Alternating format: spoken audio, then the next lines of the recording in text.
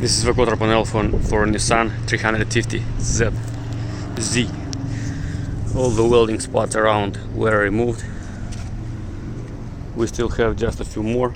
We will remove them, and after we'll use the heat gun to remove the quarter panel. It have a lot of glue around, so just we're gonna warm it up a little bit, and after we're gonna remove it. This is where I cut it. It goes under the roof, but I was not going to take out the roof, so I need just quarter panel. This is the cut I did.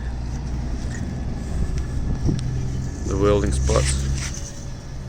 I drilled it. A few more welding spots, and we'll take it off.